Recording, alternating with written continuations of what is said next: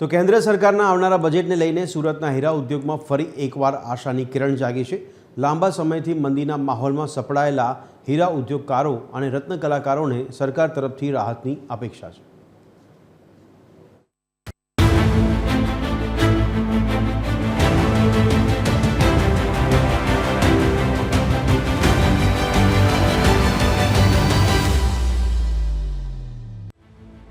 લાંબા સમયથી વૈશ્વિક મંદી, ઘટતી નિકાસ અને ઉત્પાદન ખર્ચમાં વધારાના કારણે સુરતના હીરા ઉદ્યોગની હાલત કથળી છે।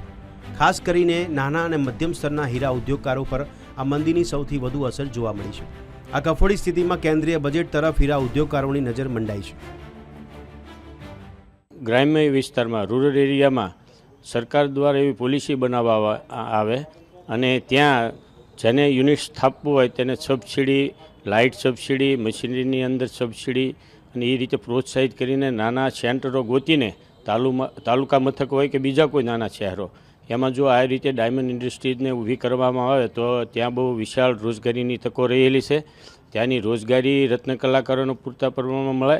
આ જે કોસ્ટલી ધંધો છે અને ખૂબ ઊંડિયામણ આપતો રાષ્ટ્રીય લેવલે ધંધો છે, તો જ્યારે સેન્ટ્રલ ગવર્મેન્ટમાં આની ચર્ચા થાય ત્યારે બહુ નાની લાગે, કારણ કે સીમિત ધંધો ગણે।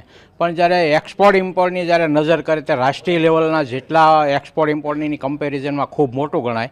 તો આ ધંધાને ખૂબ પ્રોત્સાહન રૂપે કોઈ બોર્ડ બનાવી અને એના માટે સૂચન કરવા જોઈએ અને બજેટમાં એની નોંધ લેવી જોઈએ। તો એમાં ખરેખર જે આ લેબગ્રોન ડાયમંડ ને સિવિરી ડાયમંડ પ્રચાર જે છે એમાં થોડું પ્રોત્સાહન ગવર્મેન્ટ આપે તો જ્વેલરી ક્ષેત્રે અને એક્સપોર્ટ ક્ષેત્રે બહુ ઉજળી તકો છે।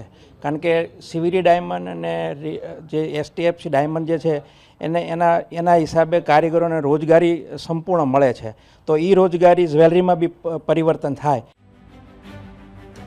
મંદીના માહોલથી રત્ન કલાકારો બેરોજગાર થયા છે, ત્યારે તેની સામે ઉભરી આવવા સરકાર ખાસ યોજનાઓ જાહેર કરે તેવી રત્ન કલાકારો અને હીરા ઉદ્યોગકારોની માગ છે। 2 વર્ષથી જે હીરા ધંધામાં મંદીમાં સપડાયા છે, તો કંઈ લોન આપીને કોઈ ઉદ્યોગોને બેઠા કરે, નાના ઉદ્યોગોને, તો નાના રોજગારી બધાને મળી રહેશે। અત્યારે છે નાના રોજગારી કોઈ ખરીદી કરતા હોય નાના, અને એના માટે બી દલાલો એસોસિએશન હોય, બધા તકલીફવાળું છે કામ। એના હિસાબે રત્ન કલાકારોને કંઈક આપે પેકેજ, રત્નદીપ યોજના છે, એવી કોઈ યોજનાનો લાભ મળે એના માટેનો મારી માંગણી છે। તો સરકારે એમના માટે વિચારી અને રત્ન કલાકાર માટે એક સ્પેશિયલ બોર્ડ બનાવવું જોઈએ। જ્યારે પણ મુશ્કેલી હોય ત્યારે રત્ન કલાકારોને એના બાળકોની સ્કૂલ ફીથી માંડીને કોઈ પણ એની જરૂરિયાતો હોય એમાં સરકારે મદદ કરવી જોઈએ અને એમના માટે એક આવાસ યોજના પણ જાહેર કરવી જોઈએ કે જે રત્ન કલાકારો અહીંયા સુરતમાં છે એમને પોતાના મકાનો મળી જવા જોઈએ। ભવિષ્યની અંદર વર્કર્સની અછત ઊભી થવાની છે, તો વર્કર્સને ટ્રેનિંગ આપવા માટે ડીઆઈસી એટલે કે જિલ્લા ઉદ્યોગ કેન્દ્ર દ્વારા અથવા કેન્દ્ર સરકાર દ્વારા જે ટ્રેનિંગ સેન્ટરો છે એમાં અત્યારે ગુજરાત સરકાર 1500 આપે છે અને કેન્દ્ર સરકાર 1500 આપે છે, એ વધારીને 3000 કરવામાં આવે તો કારીગરોની જે અછત છે એ પૂરી થાય અને નવા કારીગરો વર્કર્સ આ ઇન્ડસ્ટ્રીમાં આવે। નવા બજેટમાં નવી આશા સાથે ઉદ્યોગકારોનું માનવું છે કે જો સરકાર ટેક્સમાં રાહત, સરળ લોન વ્યવસ્થા અને નિકાસને પ્રોત્સાહન આપે તો સુરતનો હીરો ઉદ્યોગ ફરી એકવાર જૂની ગતિ પકડી ઊભો થઈ શકે છે।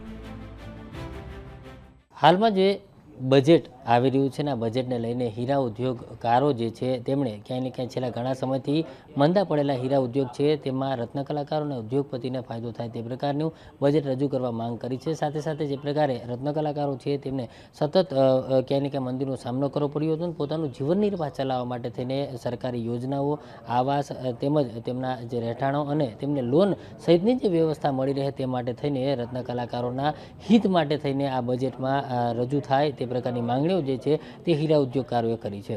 કેમેરામેન જેસ મિસ્ત્રી સાથે દિવેશ પરમાર, TV13 સુરત।